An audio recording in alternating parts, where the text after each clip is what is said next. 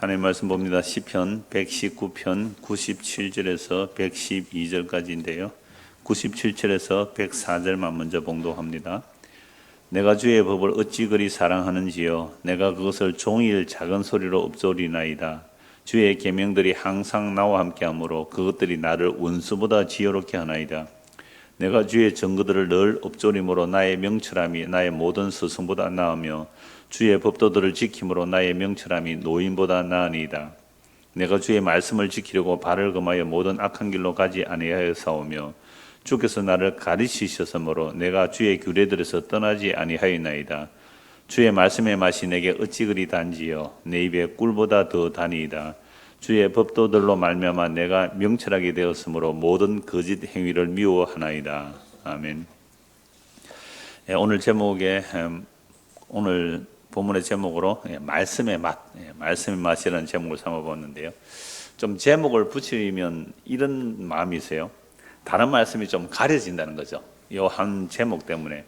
그런데 사실은 이게 8절 무려 16절이나 되는 엄청난 말씀에 다 이렇게 상세하게 하려면 16번 설교해야 된다. 제가 그런 말씀 드렸잖아요. 그런 것처럼 좀 한 주제만 좀 강조하고 넘어가기 위해서 이렇게 하나의 제목을 잡기도 합니다. 그래서 오늘 본문은 103절 말씀을 따라 주의 말씀의 맛이 내게 어찌 그리 단지요. 내 입에 꿀보다 더 달다라고 말씀하고 있죠.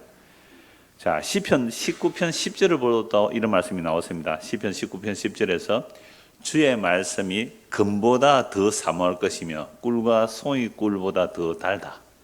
주의 말씀을 사모하는 것, 예를 들어 오늘 우리가 말씀을 듣는 것도 말씀을 사모하는 시간이죠. 그럼 말씀을 사모하는 시간이 뭐보다 더 나은 거예요? 금보다 낫다는 거예요. 돈 버는 일보다 더 낫다는 거 아닙니까? 우리가 어디 가면 금덩이 하나 준다 그러면 가겠어요, 안 가겠어요? 금덩이 하나 무게를 달까요? 한 1kg 금덩이 하나 준다면 어디까지 가겠습니까? 서울까지 달려가지 않겠어요? 그 금덩이보다 더 사모하는 게 뭐예요? 말씀이라는 것이요. 그래서 음식으로 말하면 꿀보다 더 달다. 꿀은 옛날에 갈수록 더 귀한 음식이었어요. 요즘 뭐 양봉도 하고 해서 꿀이 많지만 옛날에 양봉도 못하니까 석청 이런 거 자연산 꿀 얼마나 귀하겠어요. 그래서 이 음식 하나님의 말씀이 먹는 맛, 영적 미각이죠. 영적 미각이라 그래요. 영적 미각이 말씀을 볼 때 꿀보다 더 달다라고 말씀하고 있습니다. 그래서 달고 오묘한 그 말씀, 우리가 그렇게 찬송해요. 달고 오묘한 그 말씀, 생명 양식이라고 우리가 찬송하죠. 자, 그런데 문제는 하나님의 말씀이 정말로 나에게 꿀보다 더 다냐? 하나님의 말씀이 정말 정금보다 더 사모하느냐? 질문해 봐야 되겠죠.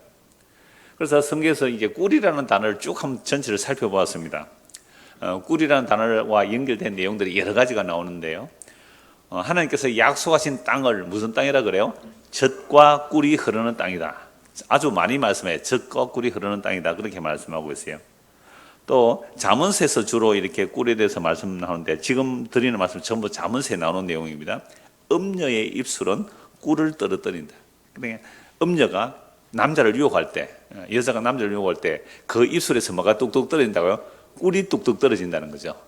그 꿀을 뚝뚝 떨어진다. 꿀맛 보고 가면 어떻게 해요? 나중에 간이 상한다. 이렇게 나와 있어요. 음녀를 따라가는 것이 어리석은 자가 도살장으로 가는, 소가 도살장으로 가는 것처럼 음녀의 그 호리는 말에 끌려가면 그렇게 멸망의 길로 간다. 이렇게 말씀이 나오죠. 그런데 아가서에서는 그 사랑하는 그 신부의 입술과 혀에 꿀이 있다고 말합니다. 이제 이후로 나오는 건 다 잠언서에 나오는 내용인데요. 선한 말은 꿀송이 같고 마음에 달고 뼈에 양약이 된다. 선한 말씀은 하나님의 말씀이잖아요. 하나님의 말씀은 우리 마음에 달고 우리 뼈에 양약이 된다. 하나님의 말씀이 우리 뼈에 양약이 된다라고도 말씀합니다. 그래서 꿀은 좋은 것이라고 먹으라고 합니다. 그런데 꿀을 알맞게 먹어야지. 좋다고 너무 많이 먹으면 어떻게 해요? 토한다. 꿀은 몸에 좋은 것이니 먹으라고 하지만 그러나 너무 많이 먹으면 과식하게 되면 우리 흔히 꿀 많이 먹으면 어떻게 다린다 그러죠. 다린다. 그러면 막 토하고 그러잖아요.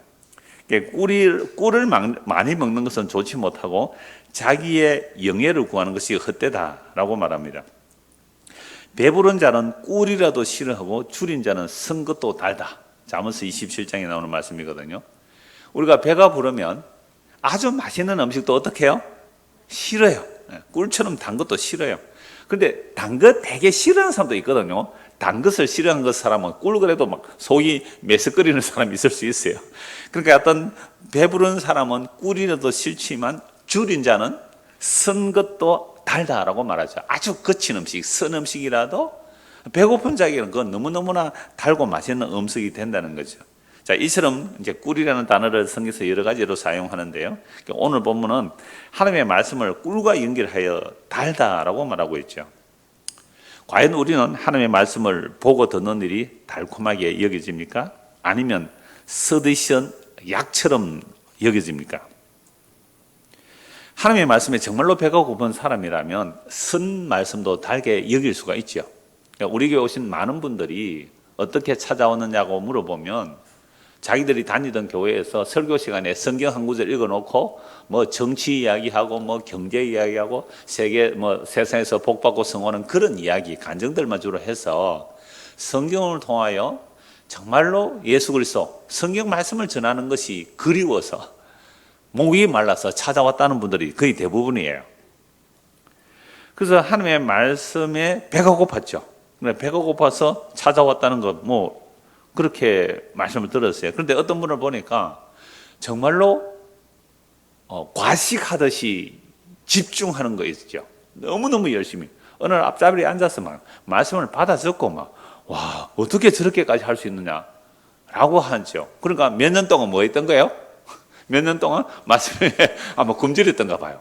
그랬더니 과식을 했는지 점점 뒤로 가더니 이제는 보이지도 않아요.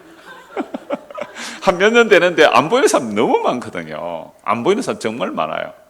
그래서 제가 이제 명단을 해마다 이렇게 정리를 해야 되잖아요. 안 오고 소식도 없이 안 오는 사람이 너무 많아서 명단 정리하면요. 명단 그러니까 정리해서 따로 놓은 그 교적부가 이마에 두꺼워요. 지금 있는 교적부의 약 절반쯤 되거든요. 절반쯤. 적으면 한 200장 되는 것 같으면 한 100장 정도가 지금 별명부에 가가 있단 말이에요. 그러니까 올 연말 아니면 내년까지 정리하면 더 많이 나올 것 같아요. 이분들이 너무 과식을 했나? 자, 그래서 꿀을 아까 과식하면 어떻게 한다고요? 토한다고 그래요. 좀 과식한 것 같아요. 근데 어떤 사람은 밋밋한데 꾸준히 가는 사람도 있고요. 그런데 아까 이 말씀 나왔죠? 잠언 27장 7절을 보면 배부른 자는 꿀이라도 싫어하고 줄인 자는 쓴 것도 달아요. 그런데 몸이 건강하면 모든 음식이 맛이 있어요. 근데 몸이 아프고 컨디션이 안 좋으면 어떤 음식도요 싫어요. 그래서 어른들은 소태같이 쓰다 이렇게 말하거든요. 우리도 마찬가지예요. 그러니까 저도 요즘 와서 입맛이 영 없는 거예요. 가을 타나? 입맛이 없어요. 그런데 요즘 조금 낫긴 한데요. 별 맛이 없어요. 이걸 먹어도 맛이 없고 저걸 먹어도 맛이 없고. 그러면 제가 늘 하는 말이 있어요. 배가 불러서 그렇다. 배가 불러서 그래. 진짜 며칠 굶으면요 배고프거든요. 그런데 사실 우리는 하나님의 말씀에 배가 고프냐, 그리고 하나님의 말씀을 먹는데 닿냐, 이건 영적으로 건강한 거예요.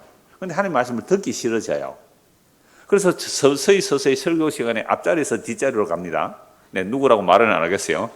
그리고 말씀을 점점 안 듣기 싫어. 아예 오지도 않아요. 듣지도 않아요.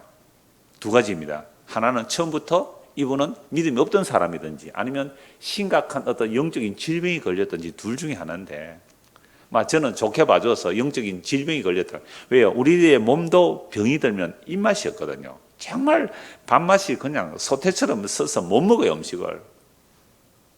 그러니까 하나님의 말씀이 꿀보다 달다. 이건 가장 건강한, 비록 지금 고난 중에 목숨이 위경에 처해 있거든요. 오늘 이 시를 보면요. 목숨이 위경에 처해 있지만, 고난 중에 있지만 하나님의 말씀을 사모한대요. 왜냐하면 그 말씀이 달다는 거죠. 그래서 아까 읽었던 그 잠언 27장 말씀처럼 정말로 하나님의 말씀에 갈급하고 줄인 자는요, 쓴 말씀도 달다는 거죠. 그래서 예수님은요, 사마리아 우물가에서 그 여인에게 생명수를 주시는데요. 그때 제자들은 음식 구하러 사마리아 마을에 갔다 와서 예수님께 음식을 드리려고 하니까 예수님 뭐라고 말씀합니까? 내가 먹을 양식은 따로 있다. 너희가 알지 못하는. 그러니까 제자들도 알지 못하는 예수님이 먹는 양식은 뭐예요? 하나님께서 나에게 보내셔서 하라고 한 그 일을 하는 것이 나의 양식이다. 그러니까 예수님은 무엇이 진짜 양식이에요?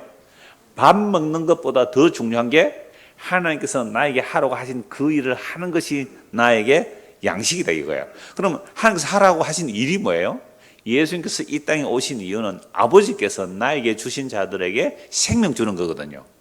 그래서 아버지께서 나에게 주신 자들을 찾아서 그들에게 생명 주는 그 일. 지금 사마리 우물가에 남편 5이나 있었고 6번째 남편하고 사는데 그 남편도 자기 남편이 아닌 그런 여인에게 예수님은 생명을 주러 오신 거예요. 이게 지금 예수님 뭐 하시는 일이에요? 양식을 먹고 있는 거예요. 하나님께 양식을 먹고 있는 거죠. 그래서 이런 양식은요, 제자들도 못 알아먹는, 제자들도 못 알아듣는 양식이죠. 그래서 거듭나야만 아는 양식입니다. 물론 제자들이 예수님 따라다닐 때 하나님의 아버지께서 예수님 누군지 알게 해서 믿고 따라갔지만, 그러나 온전하게 정말 예수님 십자가에 죽으시고 부활 성천하셔서 성령을 보내주셔서 깨닫게 되는 그 온전한 깨달음은 없습니다. 그러니까 십자가에서 도망가잖아요.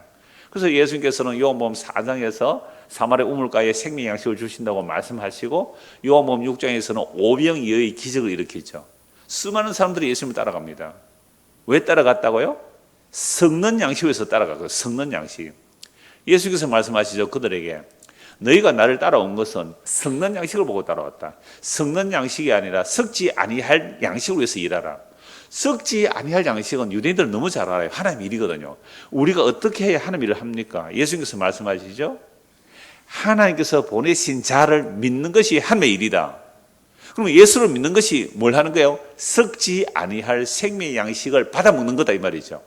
그래서 예수님께서는 이어지는 요한복음 6장 38절 40절 이하의 말씀을 보면 내가 이 땅에 온 것은 내 뜻을 행하려 옴이 아니라 아버지께서 나에게 하라고 하신 그 일을 하러 왔는데 그 일은 누구든지 아들을 보고 믿는 자마다 영원한 생명을 얻는 이것이다 라고 말씀하고 있거든요. 그래서 예수님께서는 요한복음 6장 31절 33절에 보면 기록된 바 하늘에서 그들에게 떡을 주어 먹게 하였다 함과 같이 우리 조상들은 광야에서 만나를 먹었나이다. 그러니까 예수님을 따라가는 자들이 옛날 조상들이 그 광야 40년 동안 하늘에서 내린 만나를 먹었잖아요. 모세가 만나를 주었습니다. 예수님께서 말씀하시죠. 그거 모세가 준 게 아니라 하나님 아버지께서 주신 것인데 그러나 그 광야에서 모세 아래서 만나를 40년 동안 먹었지만 그들은 다 죽었다. 그러나 내가 하늘에서 내려온 것은 생명의 떡이 나이다.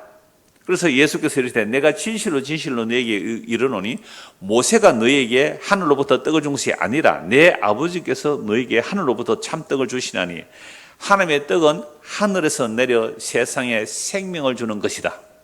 그러니까 예수님 자신이 하늘에서 내려온 뭐라고요? 떡이라는 거죠.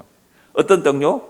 먹고 죽는 그런 썩어질 양식이 아니라 생명의 떡이라는 겁니다.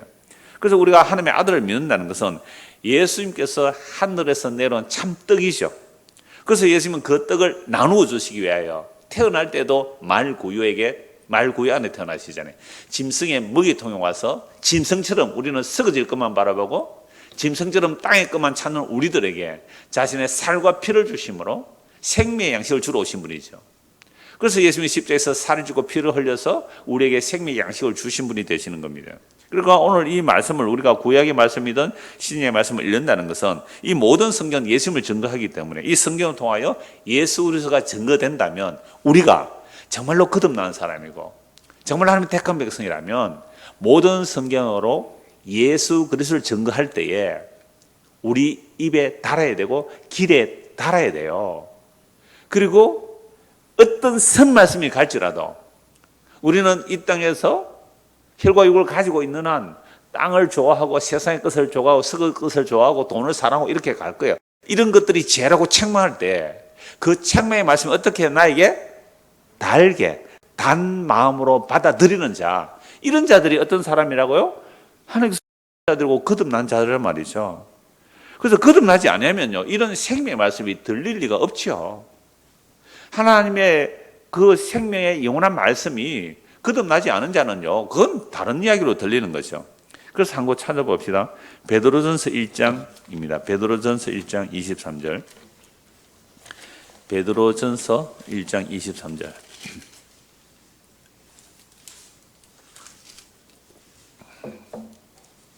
너희가 거듭난 것은 썩어질 씨로 된 것이 아니요 썩지 아니할 씨로 된 것이니 살아있고 항상 있는 하나님의 말씀으로 되었느냐. 그러니까 우리가 거듭난 것은 어떤 썩어질 씨, 우리의 혈과 육의 노력은 아니다 이 말이죠. 율법으로 거듭난 게 아니란 말이죠. 믿음으로 거듭나는데 그것은 썩지 아니할 씨, 영원한 씨, 예수 그리스도란 말이죠.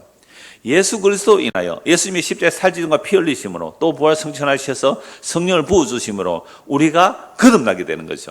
이렇게 거듭난 자는 살아있고 항상 있는 하나님의 말씀으로 되었다. 말씀이 육신에 오신 예수 그리스도, 그분 때문에 우리가 거듭났다는 거죠. 그러므로 모든 육체는 풀과 같고 모든 영광은 풀의 꽃과 같으니 풀은 마르고 꽃은 떨어지되 오직 주의 말씀은 세세토록 있도다 하였으니 너희에게 전한 복음이 곧 이 말씀이니라. 그러니까 우리가 복음을 듣는다는 것은 뭘 듣는 거예요? 썩지 아니할 양식, 살아있고 항상 있는 하나님의 말씀, 예수 그리스도가 살고 피를 먹고 마시는 거죠. 이게 거듭난 자들이란 말이죠. 거듭난 자들. 거듭난 자들은 어떻게 거듭날 수 있느냐? 베드로전서 1장 2절도 보십시오. 제가 자주 인용하는 말씀인데 베드로전서 1장 2절입니다. 곧 하나님 아버지의 미리 하심을 따라 성령이 거룩하게 하심으로 순종함과 예수 그리스도의 피 뿌림을 얻기 위해 택하심을 받은 자들. 놀랍죠? 성부, 성자, 성령의 일이 다 나타나잖아요. 성부 하나님 아버지의 미리 아셔서 성령 하나님께서 우리에게 오셔서 우리를 구별시켜 예수를 믿게 하시는 거예요. 그리고 하나님 아버지 미리 아신 자들에게 성령을 부어주셔서 성령이 우리에게 임하게 되면 구별되고 그리고 순종하는 거예요. 뭘요? 예수님을 믿는단 말이에요. 순종은 예수를 믿는다는 거죠. 뭘 믿는 거예요? 예수 그리스도의 피뿌림을 얻기 위하여 택하심을 받은 자. 저는 어느 날 이 말씀을 보다가 깜짝 놀랐어요. 와, 삼위 하나님 이 한 절에 다 들어있어요. 성부 하나님께서 미리 우리를 택해 놓으셨네. 언제요? 창세전에 천지를 창조하기 전에 택해 놓으셨고 때가 되어 우리에게 성령을 보내주셨어요. 성령이 임하게 되니까 우리가 복음이 들리고 믿는 거예요. 복음을 듣고 믿으면 성령 임한다. 성령 임하면 복음을 듣고 믿는다. 이 동시적 사건이에요. 이건요 우리의 논리적으로는 사실 설명이 안 되는 거예요. 허물과 죄로 죽은 자가 어떻게 복음을 듣고 믿게 될까요? 그 성령이 임해야 내가 허물과 죄로 죽은 자인 말고 복음을 듣고 믿게 되거든요. 그러니까 오늘 시편에 봐도 이런 말씀이 나와요. 내가 주님 말씀을 사랑합니다. 이 말씀이 있고요. 바로 이어서 주께서 나에게 말씀을 가르쳐 주시기 때문에 이게 같이 나온다니까요. 글의 순서상으로는 내가 주님을 믿었습니다. 그래서 성령이 임했습니다. 이렇게 말할 수 있지만 이게 영적으로, 그러니까 무시간적으로 시간을 초월하는 관점에서 보면 성령 임하는 사건하고 예수 믿는 사건은 어떻게 해요? 똑같은 거예요. 동시에 붙어 있는 거예요. 동전의 양면과 같다. 흔히 이런 표현을 하잖아요. 이 시간을 초월하는 주님께서 얼마든지 이렇게 하실 수 있는 거예요. 그러니까 복음 전할 때는 회개하고 예수 믿으시오 라고 해야 됩니다. 회개하고 예수 믿으라고. 지금까지 당신의 삶은 전부 죄뿐이라고. 회개하고 예수 믿으라고. 그렇게 전해야 되잖아요. 근데 그게 찔려가지고 와 그래요 내가 정말 죄인이군요 하고 예수를 믿잖아요. 누가 일하신 거예요? 성령께서 하신 일이거든요.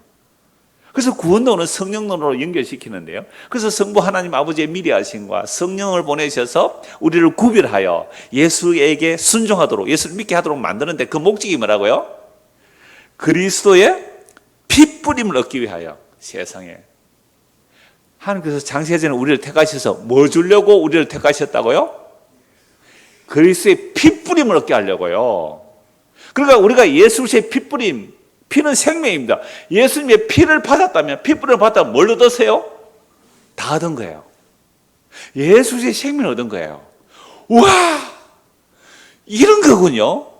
하고 예수님의 그 십자의 피뿌림을 얻기 위하여 정말 하나님 아버지께서 창세전에 택하시고 성령을 보내시고 예수님을 십자가 죽게 하셨구나. 이걸 알면 알수록 이 말씀이 달아져야 되고 정말 그런 거군요 하고 눈이 번쩍 떠야 되고 귀가 열려야 되는 거예요.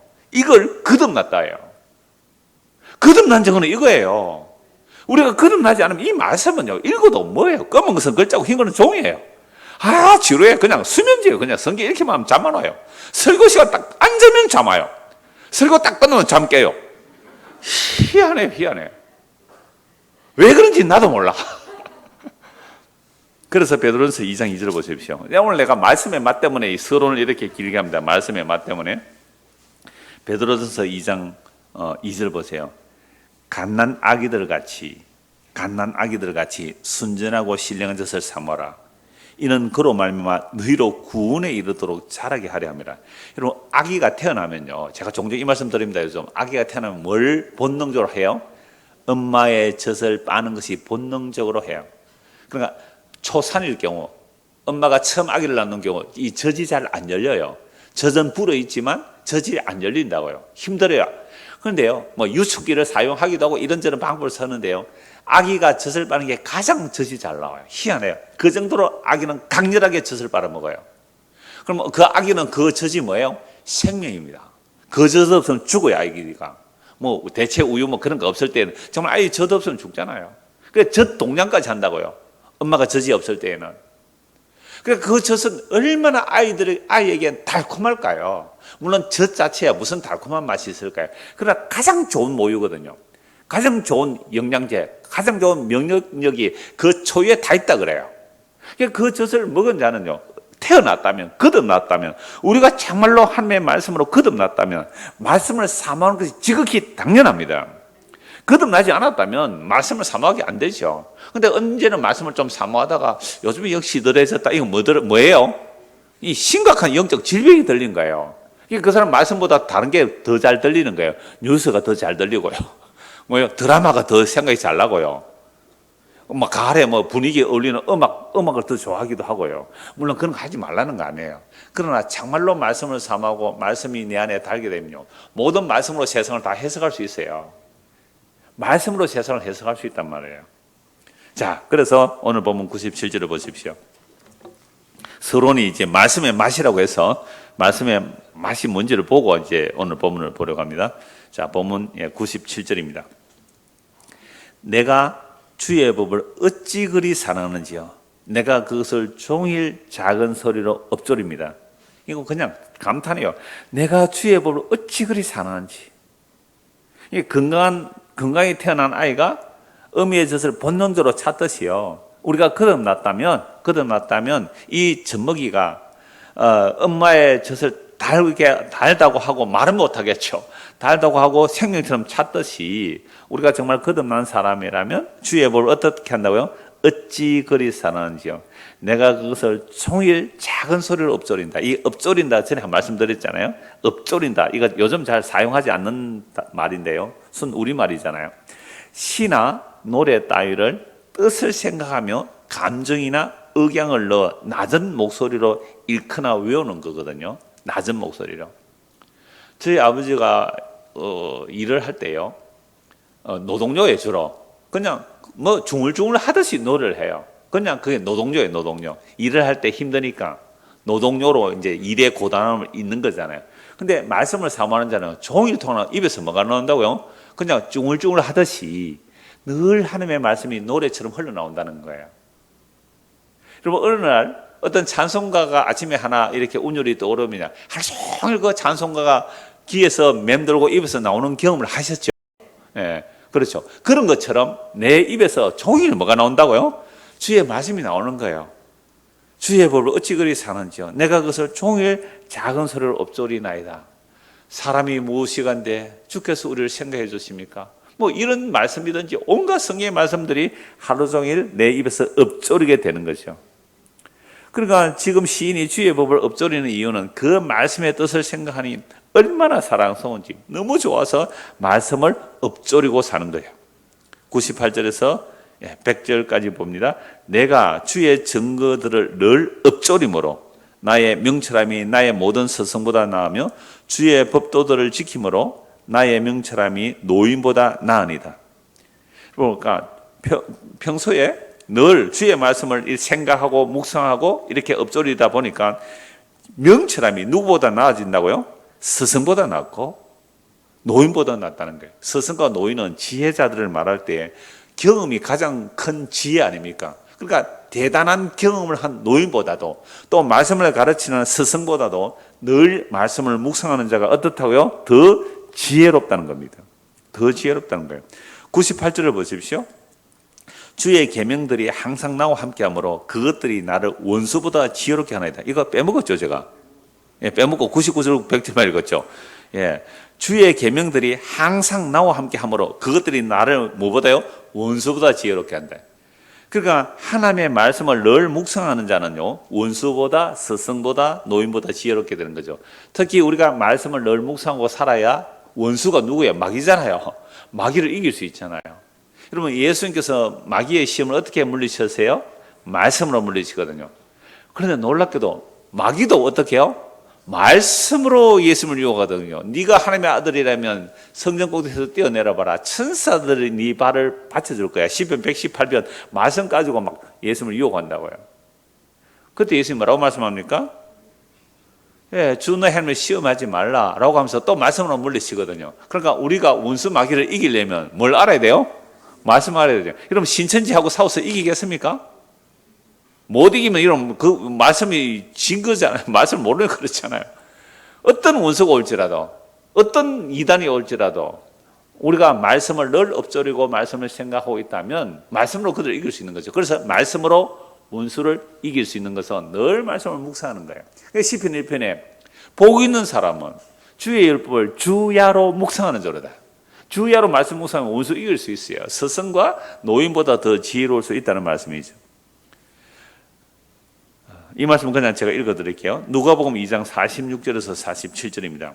사흘 후에 성전에서 만난 적 그가 선생들 중에 앉아서 그들에게 듣기도 하시며 묻기도 하시니 듣는 자가 다 그 지혜와 대답을 놀랍게 여기더라. 여러분, 예수님께서 태어나신 장면과 또 결례를 행한 내용은 나와요. 결례 행하는 것. 그러니까 남자아이가 태어났을 때는 제물로 드리는 그 이야기는 나온단 말이에요. 그래서 시몬이 그 아기 예수를 품에 안고 주여 종을 편히 놓아주신다 이런 나오고 안나도 그 이야기를 하고 이렇게 어린 시절에 나오는데요. 그 어린 시절과 예수님의 공생에 시작하는 유대인들의 공생은 공적 사역은 30세니까 여하튼 어린 시절과 30세 사이 그 중간에 유일하게 기록된 그 내용이 누가복음 2장 이 내용이거든요. 12살 때. 유대인들은 12살이 되면 율법의 아이라 그래가지고 이제 성전에 나가서 어떤 의식이 있다 그래요. 그러니까 율법을 듣고 말하고 이제 책임있게 율법으로 행동해야 될 나이가 12살로 보는 거예요. 그러니까 예수님께서 12살에 그러니까 요셉과 마리아, 예수가 요셉과 마리아의 아들로 알잖아요. 성녀로 잉태된 거 모르니까. 그래서 동네 사람들과 함께 예루살렘에 유월절에 왔다가 이제 내려가는 거죠. 얘야 내려가자 하고 내려갔는데 그러니까 여러 친구들과 집안 친척들과 함께 올라오니까 친구들까지 어울려 내려올 것이라 생각하고 하루쯤 지나고 예수를 찾아보면 예수가 없어요. 야, 어디 갔나. 그래서 다시 대지퍼예요.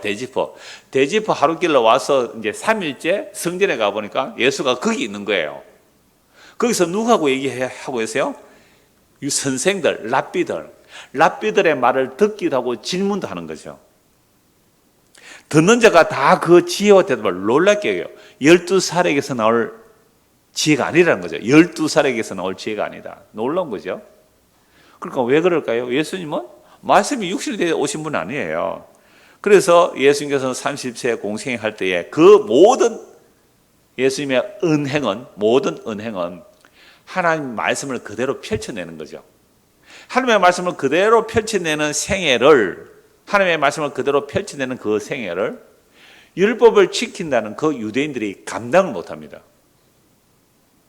그동안 유대인들은 율법을 달달 외우면서 철두철미하게 지켜왔지만 진짜 하나님의 말씀이 펼쳐지는 그 현장을 감당 못해요.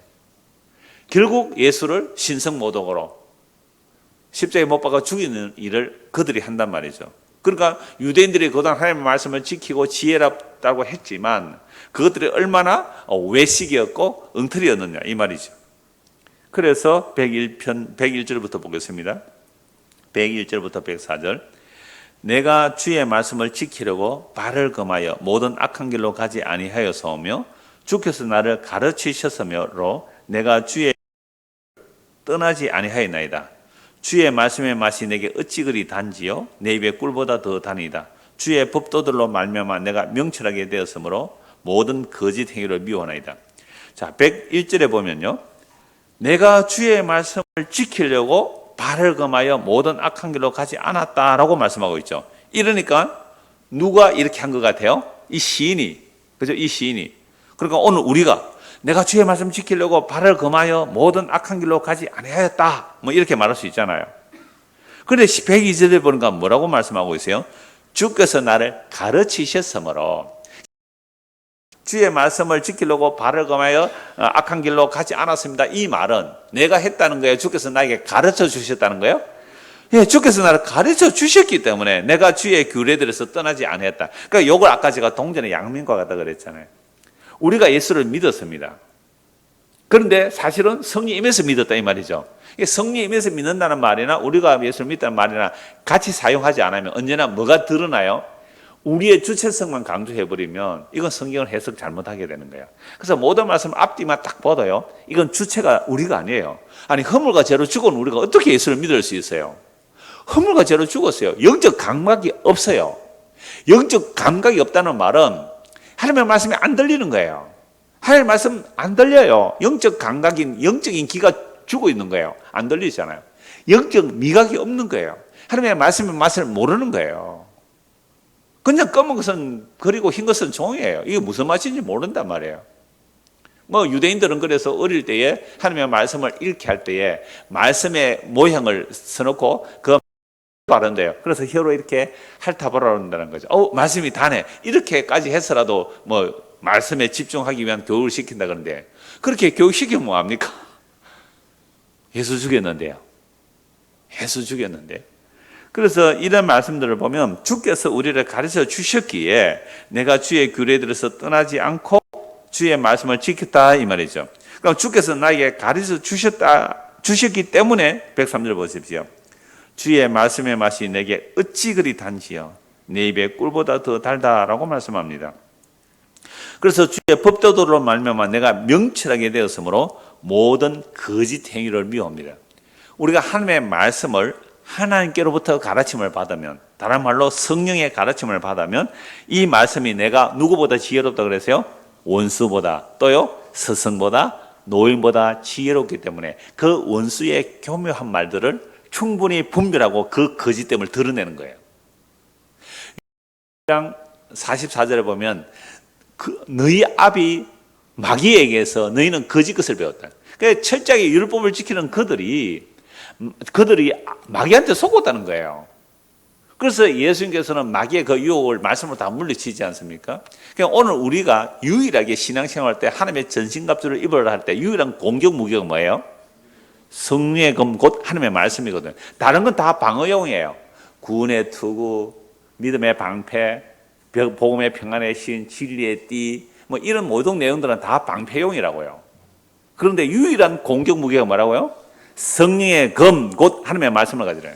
하나님의 말씀을 문자대로 율법대로 알고 믿는 것이 아니에요. 그 기록된 말씀을 통하여 예수 그리스도가 어떻게 증거되고 주께서 어떻게 자기 말씀을 이루어내시는지 그 증거들을 알고 믿는 것, 이게 마귀를 이기는 거거든요. 안 그러면 내가 싸운다고 나가면요 100점100패잖아요. 그래서 우리가 종교개혁 찬송 585장 찬송할 때 내 힘만 의지할 때는 패할 수밖에 없도다. 내 힘만 의지할 때는 패할 수밖에 없도다.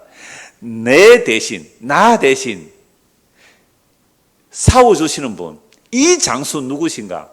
주 예수 그리스도, 그분에게 전쟁을 맡겨야 되잖아요. 이게 말씀을 아는 거거든요. 그래서 말씀을 아는 자들은 무엇이 거짓인지 분별하고 물리칠 수 있는 거죠. 그래서 104절 주의 법도들로 말미암아 내가 명철하게 되었으므로 모든 거짓 행위를 미워하게 되는 거죠. 거짓 행위들이라는 것이요, 하나님 앞에 어떤 사람은요 정말 헌신충성 봉사하는 것 같아요. 겉으로 보기에는 정말 주님을 사랑하는 것 같아요. 겉으로 보기에는. 근데 그 속은 거래가 있을 수 있잖아요. 거래. 그 속에는 자기 공적을 쌓는 일일 수 있잖아요. 자기 공적을 차곡차곡 쌓는 것일 수 있잖아요. 이게 십자가의 원수인데 하나님의 의를 모르고 자기 의를 쌓으려고 하나님의 의에 복종하지 않는 일들이 얼마든지 나오는 거예요. 이게 거짓 행위인데 자기도 스스로 속는 줄을 몰라요. 인생은 속임수이기 때문에 자기가 속고 있다는 사실을 몰라요. 그래서 당신이 속고 있습니다 말하면 무엇이라? 내가 이렇게 열심히 했는데 이게 내가 뭐 잘못해서 그런 줄 알았냐고 막 공격을 하게 돼 있단 말이에요. 그 예수님께서 말씀 그 자체이신 예수님께서 이 땅에서 하신 그 말씀으로 인하여 그분은 죽임을 당하더라 이 말이죠. 그 정도로 우리는 거짓의 아비한테 속고 있다는 거죠.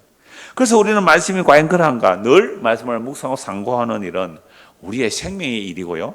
이건 내가 주의 말씀을 지킨다라는 것도 있지만 오히려 연결되는 말씀이 주께서 나에게 뭘요? 말씀을 가르쳐 주시기 때문에 그래서 우리는 기도하고 말씀 봐야 돼요. 하나님 이 말씀을 제가 봅니다. 가르쳐 주십시오 하면 주께서 우리에게 말씀을 가르쳐 주셔서 그럼 이게 같이 가는 것이지 뭐 목사님 하늘에서 다 알아서 한다면서요. 나 성경 안 볼래요? 나 텔레비전 볼래요? 이럴 수는 없다 이겁니다. 이럴 수는 없다 이거죠. 물론 하나님께서 택한 백성은 그렇게 말씀 안 보고 엉뚱짓 하면 텔레비 폭파가 일어나게 해서라도 물론 가끔요. 그렇게 해서라도 정신을 차리게 돌이키게 하실 수 있겠죠. 그러나 주님과 우리의 관계성을 말하거든요. 하나님께서 우리를 향하여 내가 널 사랑한다 그러잖아요. 그럼 우리가 그 사랑을 받고 그 사랑을 알게 되면 주님 나도 주님을 사랑합니다.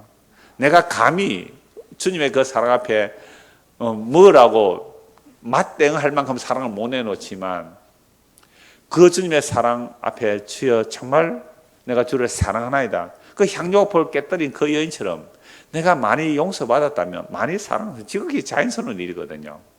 이런 것들이 주께서 나를 가르쳐 주셨고 주께서 나를 먼저 용서해 주셨고 주께서 먼저 나를 사랑해 주셨기에 내가 이제 주의 말씀이 나는 꿀보다 더 답니다. 이런 고백이 나오는 거잖아요. 그래서 주의 말씀을 분별하는데 요한계시록 10장 9절 10절에 이런 말씀이 있습니다. 내가 천사에게 나아가 작은 두루마리를 달라 한즉 천사에게 갖다 먹어버리라. 내 배에는 서나 내 입에는 꿀같이 달리라 하거늘 내가 천사의 손에서 작은 두루마리를 갖다 먹어버리니 내 입에는 꿀같이 다나 먹은 후에 내 배에서는 서게 되더라. 왜 말씀이 입에서는 단데 배에서는 서자고 그래요? 말씀이 꿀소비보다 달다 그러니까 이 말씀을 받아 먹었어요. 두루마리 말씀 받아 먹으니까 입에는 너무 달아요. 근데 배에서는 서요. 말씀이 입으로 먹고 음식이라고 하면 말씀을 입으로 먹고 배에서 이제 뭐가 돼요? 소화가 되죠. 소화. 말씀이 나에게 적용이 되면 어떻게 해요? 고난이 온다 이 말입니다. 말씀이 달콤해요. 오직 하나님의 은혜예요. 그 놀라운 은혜의 말씀을 받아 먹으면 달콤했는데 이 은혜의 말씀이 이제 내 삶에 적용이 되고 내 말씀에 그 은혜가 나타나는 일들이 올 때는 주변에서 뭐가 온다고요? 서요. 고난과 핍박이 와요. 그러니까 앞단락, 우리가 본 앞단락에서는 주의 말씀이 얼마나 단지요. 그 지혜가 원수보다 스승보다 노인보다 성하다라고 말씀했는데 이제 이어지는 이제 105편에서 112편까지는 그 말씀을 달게 받아 먹고 이 말씀이 이제 소화가 되려고 하니까 갑자기 뭐가 닥치는 거예요? 고난이 닥치는 거예요. 고난이 닥쳐요. 105절 106절 보겠습니다. 119편 105절에서 106절입니다. 주의 말씀은 내 발의 등이요 내 길의 빛이니이다. 주의 의로운 규례들을 지키기로 맹세하고 굳게 정하였나이다. 자, 주의 말씀이 내 발의 등이면 내 길의 빛이다. 시편 119편 가운데 가장 유명한 말씀이기도 하죠. 내가 고난 받기 전에는 그릇 행하였더니 고난을 받고 나니 주의 말씀을 지킵니다. 고난 받기 전에는 주의 말씀을 깨닫지 못했더니 고난 받고 나서 주의 말씀을 깨닫습니다. 이것도 유명한 말씀이지만 주의 말씀이 내 발의 등이요 내 길의 빛이다. 이 말씀은 참 유명해요. 근데 유명한 말씀 가운데는요 오해하는 경우도 너무 많거든요. 어떻게 오해할까요? 하나님 내 앞길이 캄캄합니다. 어떻게 하면 내 인생 성공할 수 있을까요? 내 성공하는 인생의 길을 확 비춰주십시오. 등불을 좀 비춰주십시오. 어디에 주식을 투자해야 돈을 벌겠습니까? 내 길을 좀 열어주십시오. 어디에 이사해서 집을 사면 집값이 올라갈까요? 라는 식의, 물론 그 정도 유치하게는 말하지 않지만 한꺼풀만 껍데기 벗겨보면 그 내용으로 주께서 나에게 뭘 알려달라? 길 좀 알려주세요. 어디로 가야 성공할지, 어디에 가야 내가 좀 복을 받을지, 그런 식의 또 길을 알려주세요. 주의 말씀이 내 길에 등불이고 내 발에 등불이고 내 길에 빛이 되어주세요. 얼마든지 잘못된 비전을 가지고 이렇게 말할 수 있어요. 그래서 유명해지는 구절이에요. 유명한 구절. 그래서 간증 들어보면 뭐예요? 내가 예수 믿기 전에는 캄캄한 어둠, 맨날 고생만 했는데 내가 예수 믿고 났더니 얼마나 복을 받았는지만, 내가 하는 일마다 잘 돼가지고 지금 예수 믿기 전에는 막 지하 단칸방에 살았는데 예수 믿고 나서 몇십 년 만에 막 집을 몇 채나 사고 부자 됐다고, 이런 간증 어느 구절 딱 들이댑니까? 넘어간다. 많이 들어봤어요, 그런 간증? 딱 이 시편 105편, 시편 110권 105절을 가지고 주의 말씀은 내 발의 등이고 주의 말씀은 내 길의 빛입니다. 여러분들도 주의 말씀을 따라 사시면 이렇게 성공하고 복을 받습니다 하면 전부 아멘하고 따라갈 거잖아요. 그런 등이고 그런 빛일까요? 빛이 세상의 빛이 돼. 세상은 어둠을 사랑한 거로 그 빛을 미워하고 싫어하고 그 빛을 꺼버렸다. 이게 진짜 빛. 진짜 등불인 예수님이 우리에게 오실 때는요, 우리는 예수님이 어둠이고 캄캄하고 제발 저 빛 없으면 좋겠다. 이게 우리들의 심성이에요. 그러나 똑같은 성경 말씀을 가지고 참된 등불이요 참된 빛인 예수님을 죽여버렸다. 우리는 그 정도로 빛을 싫어하는 인간이다. 이렇게 해석해야 되는데 그렇지 않고 이걸 우리의 야망, 우리의 비전, 우리의 꿈을 하나님의 말씀에 붙여서 성공을 얘기한다. 그건 성경을 정말로 단편적으로 본 거 아닙니까? 성경을 잘못된 성공 공식에 끼워 맞춰버린 거죠. 그래서 정말성이 이거란 거 봐야 되는 거죠. 그래서 다시 105편 106절 보십시오. 주의 말씀은 내 발의 등이요 내 걸의 빛이니이다. 주의 의로운 규례들을 지키기로 맹세하고 굳게 정하였나이다. 이건 주께서 말씀을 내게 가르쳐 주셨고, 그래서 말씀이 달아서, 그래서 이제 내가 주의 그 규례들을 지키기로 맹세하고 굳게 정하였습니다. 승승장구, 복받고 성공하는 것이 올까요? 고난이 올까요? 당연합니다. 힘들죠? 이런 말씀 보니까. 재미있어요? 재미없어요? 말씀이 달아요? 써요? 자, 107절 보세요. 나의 고난이 매우 심하오니. 주의 말씀이 달았어요? 주의 말씀이 내 발의 등이고 내 길의 빛입니다. 그래서 이제 주의 어려운 규례들을 지키기로 맹세하고 굳게 정하여 이제 말씀대로 삽니다. 근데 뭐가 딱 닥쳐요? 나의 고난이 매우 심하오니 여호와여 주의 말씀대로 나를 살아나게 하옵소서. 나의 고난이 너무너무 심하여 죽을 지경이니까 주여 주의 말씀대로 제발 살아나게 하옵소서. 108절 여호와여 구하오니 내 입이 드리는 자원 제물을 받으시고 주의 공의를 내게 가르치소서. 주의 말씀이 꿀보다 달다고 했습니다. 주께서 나를 가르쳐 주셔서 주의 말씀이 내 길의 등이고 내 길의 빛이라고 했습니다. 그래서 그 말씀으로 살아가기를 소원합니다. 그러나 우리가 앞에서 요한계시록에 본 말씀대로 그 말씀이 입에서는 분명히 달았는데 이제는 배에서 서는 일이 나타나죠. 그러므로 주의 말씀이 내 발의 등이고 내 길의 빛으로 여기면 그 말씀대로 사는 자들에게는 고난이 닥칩니다. 그 고난이 얼마나 심한지 나의 고난이 매우 심하니 주의 말씀대로 살아나게 해달라고 합니다. 그 고난 중에 주께 간구하는 거예요. 내 입이 자원 제물. 이게 뭘까요? 내 입에서 주의 말씀을 묵상하며 읊조리는 거예요. 내 입이 드리는 자원 제물. 내 입에서 나오는 늘 나오는 그 말씀을 묵상하며 그 읊조리는 일이 제물과 같이 그 내 입에서 나오는 그 말씀이 주님 앞에 제물이 되듯이 제물을 받으시고 주의 공의로 내게 가르쳐 달라고 하죠. 본문 109절에서 110절입니다. 나의 생명이 항상 위기에 있사오니 나는 주의 법을 잊지 아니하나이다. 악인들이 나를 해하려고 올무를 놓아사오나 나는 주의 법도들에서 떠나지 아니하나이다. 보세요. 하나님의 말씀이 너무 달아요. 주께서 나를 가르쳐 주셨으므로 내가 원수보다 스승보다 노인보다 지혜가 더 명철하고 그래서 이제는 내가 주의 말씀을 따라 살기로 굳게 맹세하는 순간 뭐가 온다고요? 고난이 닥치죠. 그래서 앞에서는 정말 나의 고난이 매우 심하다 그러는데요. 109절에서는 뭐라고 말씀합니까? 나의 생명이 항상 위기에 처해. 목숨이 달랑달랑하다 이 말이에요. 목숨이 달랑달랑하다.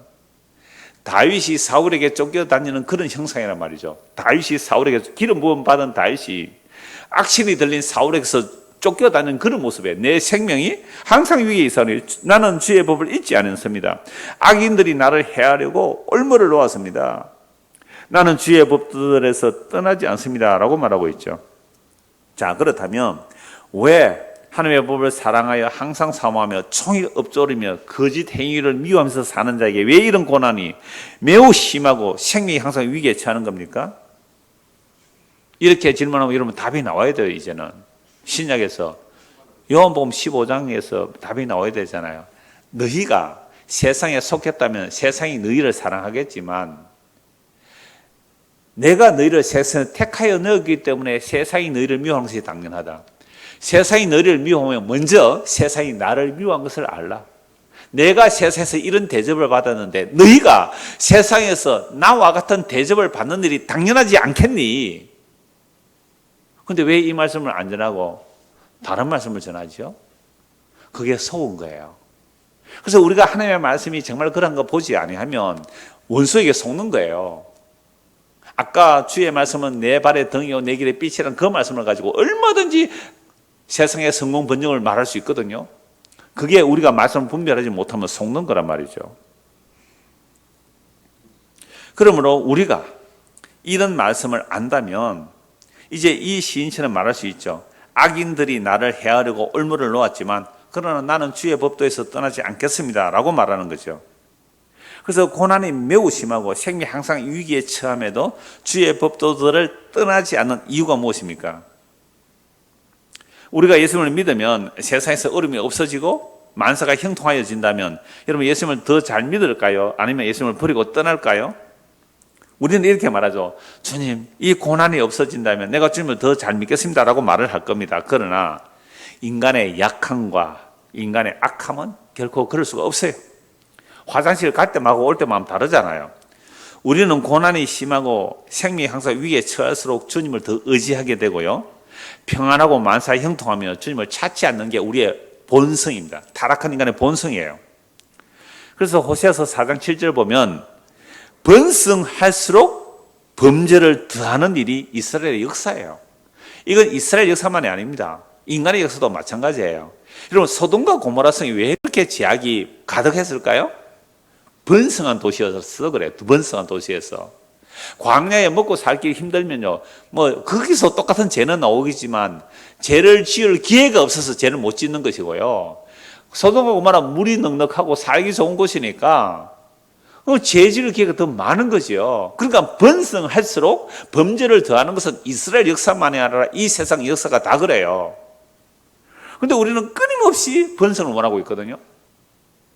참된 하나님께서 원하는 번성이 물론 있어요. 그러니까 그런 번성이 아닌 세상의 헛된 영광을 위하여 찾아 이걸 분별 못하면요 우리는 마귀에게 속는 거죠. 그래서 이런 말씀을 이제 신약에서 결론을 내리려고 합니다. 디모데전서 6장에서 결론을 내리죠. 디모데전서 6장을 보겠습니다. 이번 주 우리 성경일기가 디모데전서 6장까지입니다. 디모데전서 1장부터 6장까지니까 미리 이 말씀을 읽고 또 한 주간 성경 읽는 구절을 같이 읽어보시면 좋을 겁니다. 디모데전서 6장입니다.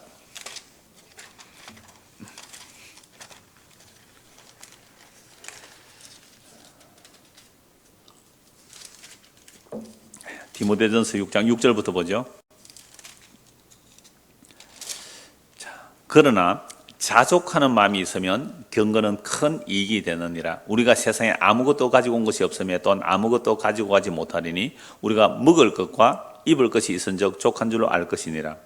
부활이야 하는 자들은 시험과 올무와 여러 가지 어리석고 해로운 욕심에 떨어지나니 곧 사람으로 파멸과 멸망에 빠지게 하는 것이라. 돈을 사람이 일만하게 뿌리가 되나니 이것을 탐내는 자들은 미혹을 받아 믿음에서 떠나 많은 근심으로서 자기를 찔렀도다. 여러분 이 말씀이 달콤하게 들립니까? 아니면 선 말씀으로 들려요? 돈을 사람이 일만하게 뿌리다? 자본주의 사회에서 이 말씀은요 저주의 소리로 들리는 거 아닙니까? 대한민국은 자본주의 사회잖아요. 그런데 먹을 것과 입을 것 있으면 족한 줄 아세요? 더 부자 되려고 하지 마세요. 우리가 빈손으로 왔다가 빈손으로 갑니다. 그러니까 여러분이 부자가 되려고 한다면, 더 부활해야 한다면 시험에 빠집니다. 올무와 여러 가지 어리석고 해로운 욕심에 떨어집니다. 그 사람으로 파멸과 멸망에 빠지게 합니다. 이 말씀이 달콤하게 들립니까? 돈을 사람이 일만하게 뿌립니다. 이것을 탐내는 자들은 미혹을 받아 믿음에서 떠나 많은 것으로 자기를 찔렀다. 이게 과연 우리에게 달콤하게 들립니까? 그러니까 우리가 그동안 얼마나 하나님의 말씀을 내 듣기 좋은 대로만 듣고 살았느냐 이 말입니다. 마귀가 얼마나 속았느냐 이 말이죠. 이어지는 11절 보십시오. 오직 너 하나님의 사람아, 이것들을 피하고 의와 경건과 믿음과 사랑과 인내와 온유를 따르며 믿음의 선한 삶을 사오라. 영생을 취하라. 이를 위하여 네가 부르심을 받았고 많은 증인 앞에서 선한 증언을 하였도다. 만물을 살게 하신 하나님 앞과 본디오 빌라도를 향하여 선한 증언을 하신 그리스도 예수 앞에서 내가 너를 명하노니 우리 주 예수 그리스도께서 나타나실 때까지 흠도 없고 책망받을 것 없이 이 명령을 지키라. 기약이 이르면 하나님이 그의 나타나심을 보이시리니 하나님은 복되시고 유일하신 주권자이시며 만왕의 왕이시며 만주의 주시요 오직 그에게만 죽지 아니함이 있고 가까이 가지 못할 빛에 거하시고 어떤 사람도 보지 못하였고 또 볼 수 없는 이시니 그에게 존귀와 영원한 권능을 돌릴지어다. 아멘. 본디오 빌라도 앞에서 선한 증언하신 예수님 앞에서 내가 너희에게 명한다. 바울 사도가 디모데에게 이렇게 권하는 거예요. 하나님은 유일하신 주권자이며 복되시고 만왕의 왕이신 만주의 주가 되시오. 근데 그 하나님은 볼 수 없는 분이잖아요. 영원한 영광을 그에게 돌려야 되는데 가까이 가지 못한 빛에 거하시는 영원한 하나님인데 그 하나님께서 무엇을 약속하시고 계세요? 때가 이르면, 기약이 이르면 하나님이 그의 나타나심을 보여. 그의 나타나심은 누구의 나타나심이요? 예수 그리스도께서 영광 중에 나타나심을 보일 거란 말이죠. 그러면 이 약속을 믿고 산다면 어떻게 살아야 되는 거예요? 17절입니다. 네가 이 세대에서 부한 자들을 명하여 마음을 높이지 말고 정함이 없는 재물에 소망을 두지 말고 오직 우리에게 모든 것을 후히 주사 누리게 하시는 하나님께 두며 선을 행하고 선한 삽을 많이 하고 나누어 주기를 좋아하며 너그러운 자가 되게 하라. 이것이 장래에 자기를 위하여 좋은 터를 쌓아 참된 생명을 취하는 것이니라. 이렇게 함으로 생명 얻는 것이 아니고 거듭난 자는 주의 말씀의 능력으로 이렇게 살게 된다는 말씀이겠죠. 그러니까 우리의 삶의 방향성을 보라는 거죠. 우리의 삶의 방향성. 썩을 것을 위해서 사느냐, 썩지 아니할 생명의 틀을 위해서 살아가느냐, 우리가 어디에 소망을 두고 살아가는가, 정함이 없는 재물에 소망 두고 사는가, 우리에게 모든 것을 후히 주시는 하나님께 소망을 두고 사는가, 방향성 전하라는 거예요. 이게 말씀의 맛이 달다라는 사람들이 고백하는 내용이 다 이거거든요. 그래서 구약이나 신약이나 극심한 고난과 생명의 위기 속에 있지만 그러나 주의 말씀이 달다라고 하는 것은 신약도 마찬가지예요. 이 고난과 핍박 속에서도 생명의 말씀을 향해 달려가는 모습이 이런 모습이라는 겁니다. 그래서 오늘 본문 결론으로 111절 보십시오. 본문 시편 119편 111절에서 112절입니다. 주의 증거들로 내가 영원히 나의 기업을 삼아사오니 이는 내 마음의 즐거움이 되니이다. 내가 주의 율례들을 영원히 행하려고 내 마음을 기울였나이다. 자, 주의 증거들, 즉 주의 약속하신 내용들인데요. 주님께서 약속하신 것을 주님께서 이루어내신 것들이 증거로 나타나죠. 이게 어디에 나와요? 성경에. 그러니까 구약 성경 전체를 보니 하나님이 말씀하시니까 말씀대로 되었다. 멀쩡한 그 대단한 나라들, 바벨론 무너지죠. 메데 페르스 제국 무너지죠. 헬라 제국 무너지죠. 로마 제국 무너지죠. 십자가로 시작된 예수 그리스도의 나라는 눈에 보이지 않지만 영원한 나라로 계속 지금 주님 오시는 그날까지 나아가고 있잖아요. 이게 증거들이에요. 증거들. 주의 증거들로 인하여 증거들로 내가 영원히 나의 기업을 삼았다. 나의 영원하신 기업, 생명보다 귀하다. 그럼 주의 증거들로 내가 영원한 나의 기업을 삼았다. 그래, 하나님께서 약속하시고 그 약속하신 내용들을, 그 성취된 내용들을 나는 나의 뭐로 삼는다고요? 영원한 기업으로 삼는데. 하나님의 모든 약속을 예수님이 십자가로 다 이뤘다 그랬잖아요. 그럼 우리의 영원한 기업은 뭐예요? 예수예요. 십자에서 다했던 그 예수가 나의 영원한 기업이에요. 나의 영원하신 기업 생명보다 귀하다. 아니 예수님 주셨으면 다 주신 거잖아요. 예수님이 전부세요. 예수의 핏부림을 얻기 위하여 우리를 예정하시고 택하시고 성령 보내서 예수 믿게 했잖아요. 예수의 생명을 받았어요. 핏부림을 받았어요. 예수가 전부예요. 그래서 만유라는 말이 영어로 all이라고 그러잖아요. 예수가 만유예요. 예수는 전부예요. 우리가 예수 안에 있으면 나는 전부 있는 것이고, 우리 안에 예수가 안 계시면 우리는 아무것도 없는 거예요. 세상 모든 것을 다 가져도 아무것도 없는 거예요. 이게 성경 전체가 말하는 달고 오면 그 말씀이에요. 주의 증거들이 나의 영원한 기업이라 이 말이죠. 이건 눈에 보이는 것들이 아니잖아요. 주의 약속이니까. 그래서 주의 증거들이 내가 영원히 나의 기업을 삼았는데 이는 내 마음의 적음이 됩니다. 눈에 보이는 하늘과 땅이 다 사라집니다. 그러나 내 안에 있는 이 증거, 주의 그 증거들, 이것이 나의 영원한 기업이기 때문에 이거는 영원히 사라지지 않는 거죠. 그러면 그 주님 안에 내 마음의 즐거움이 되죠. 그래서 말씀을 묵상하는 거예요. 말씀을 묵상하고 보니까 뭐가 보여요? 와, 예수님이 보이잖아요.